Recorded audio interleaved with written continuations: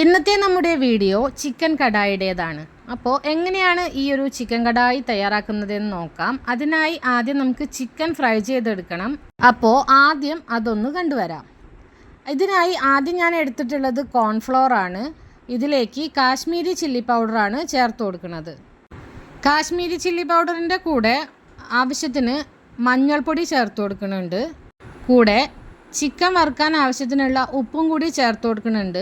ഇതിന് ശേഷം നന്നായി കൈവച്ച് മിക്സ് ചെയ്തെടുക്കുകയാണ് ചെയ്യണത്. വെള്ളമൊന്നും ചേർക്കേണ്ട, ഈ പൊടികൾ മാത്രം ഒന്ന് മിക്സ് ചെയ്തെടുക്കുക. അതിന് ശേഷം അതൊരു സ്ഥലത്തേക്ക് മാറ്റി വയ്ക്കുക. ഇത് 12 കിലോ ചിക്കനാണ് എടുത്തിട്ടുള്ളത്.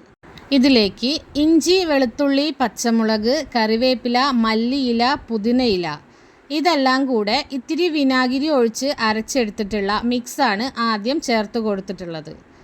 അതിനുശേഷം നമ്മൾ മിക്സ് ചെയ്ത് വെച്ചിട്ടുണ്ടായിരുന്ന ആ പൊടി ഈ ഒരു ചിക്കനിലേക്ക് കുറേശ്ശെയായിട്ട് ഇട്ട് കൊടുക്കുക. എന്നിട്ട് നന്നായിട്ട് മിക്സ് ചെയ്തെടുക്കുക.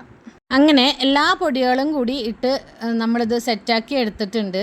ആ ഒരു സമയം കൊണ്ട് നമ്മളിവിടെ സൺഫ്ലവർ ഓയിൽ ചൂടാവാനായിട്ട് വെച്ചിട്ടുണ്ടായിരുന്നു. നന്നായി ചൂടായി വന്ന ഓയിലിലേക്ക് നമ്മളിതാ ചിക്കൻ ഇട്ട് കൊടുക്കുകയാണ്. ഈ ഒരു ചിക്കൻ കടായി ഞങ്ങൾ തയ്യാറാക്കുന്നത് മീറ്റപ്പ് ഉണ്ടായിരുന്നു കേട്ടോ. അന്ന് ഞങ്ങളെ വീട്ടിൽ 19 പേരുണ്ട്, ഞങ്ങൾ ഫ്രണ്ട്സ് എല്ലാവരും കൂടെ. അപ്പോൾ രാത്രിയാണ് മീറ്റപ്പ്. എല്ലാവരും കൂടി ഇന്ന് ഇവിടുന്ന് ഫുഡൊക്കെ കഴിച്ചിട്ടാണ് പിരിയുക. അപ്പോൾ ഈ ഒരു കടായിലേക്ക് റൈസായിട്ടുള്ളത് ഫ്രൈഡ് റൈസാണ്. അപ്പോൾ ഫ്രൈഡ് റൈസും ഇവിടെ തന്നെയാണ് ഉണ്ടാക്കുന്നത്.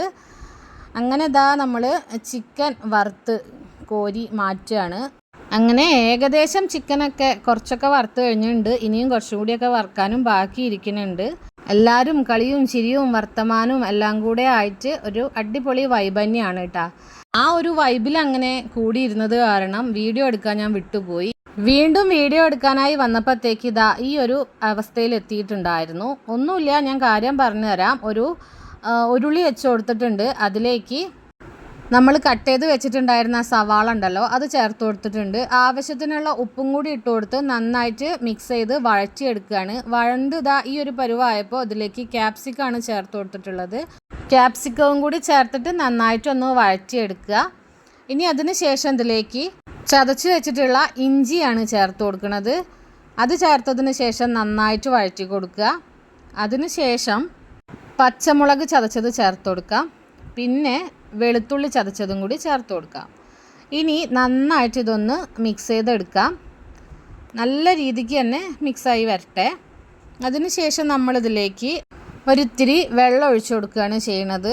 വെള്ളം ഒഴിച്ചു കൊടുത്തിട്ട് ഇത് നന്നായിട്ടൊന്ന് മിക്സ് ചെയ്തെടുക്കുക. നല്ല രീതിക്ക് ഇതെല്ലാം കൂടെ ഒന്ന് മിക്സായി വരണം.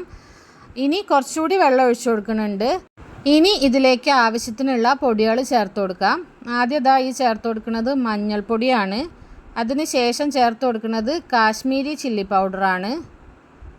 കാശ്മീരി ചില്ലി പൗഡർ ആകുമ്പം എരിവും കുറവായിരിക്കും, പിന്നെ നല്ല കളറും കിട്ടുമല്ലോ.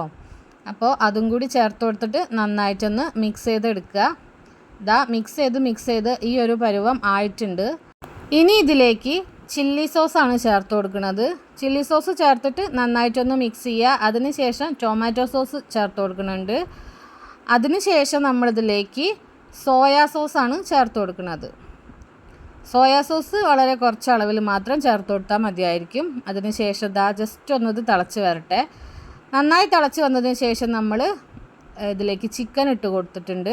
ചിക്കൻ ഇനി നല്ല രീതിക്കൊന്ന് മിക്സ് ചെയ്തെടുക്കണം. ഈ ഒരു സമയം ഇതിലേക്ക് അരിഞ്ഞു വെച്ചിട്ടുള്ള മല്ലിച്ചപ്പും അതുപോലെ തന്നെ കറിവേപ്പിലയും ചേർത്ത് കൊടുക്കുന്നുണ്ട്. നല്ല രീതിക്ക് ചിക്കൻ മിക്സ് ചെയ്ത് കൊടുക്കണം. ഈ ഒരു ഗ്രേവിയിൽ എല്ലാ ഭാഗത്തും ചിക്കൻ എത്തണം. അപ്പോൾ ഇത്രയേ ഉള്ളൂ ചിക്കൻ കടായി. സിമ്പിളാണ് ഉണ്ടാക്കാനായിട്ട്. ഇനി ഇതിൻ്റെ മേലെ ഒരിത്തിരി പച്ച വെളിച്ചെണ്ണയും കൂടി ഒഴിച്ചു കൊടുത്തു കഴിഞ്ഞാൽ നമ്മുടെ പരിപാടി കഴിഞ്ഞു. ഇത് ഇത്രയും ഗ്രേവി ആയിട്ടിരിക്കുന്ന സമയത്ത് ഇത് എങ്ങനെയാണ്, കടായി ആണോ ചിക്കൻ കറി ആണോ എന്നൊക്കെ സംശയം ഉണ്ടായിരിക്കും. ചിക്കൻ കറിയല്ല, കടായി തന്നെയാണ്. ഇത് ചൂടാറുന്ന സമയത്ത് കടായിയുടെ അതേ ടെക്സ്ചർ തന്നെ കിട്ടും കേട്ടോ. ആ ഒരു വീഡിയോ എൻ്റെ കയ്യിൽ നിന്ന് മിസ്സായിപ്പോയി. ഇപ്പോൾ എഡിറ്റ് ചെയ്യുന്ന സമയത്താണ് ഞാനത് ശ്രദ്ധിക്കുന്നത്. ആ വീഡിയോ ഫോണിലില്ല. അല്ലാന്നുണ്ടെങ്കിൽ നിങ്ങൾക്ക് അതും കൂടി ഞാൻ കാണിച്ചു തരുമായിരുന്നു. അപ്പോൾ വീഡിയോ ഇത്രയേ ഉള്ളൂ. ഇഷ്ടമായിട്ടുണ്ടെങ്കിൽ ലൈക്ക് ചെയ്യാനും ഷെയർ ചെയ്യാനും ചാനൽ ഒന്ന് സബ്സ്ക്രൈബ് ചെയ്ത് സപ്പോർട്ട് ചെയ്യാനും മറക്കല്ലേ.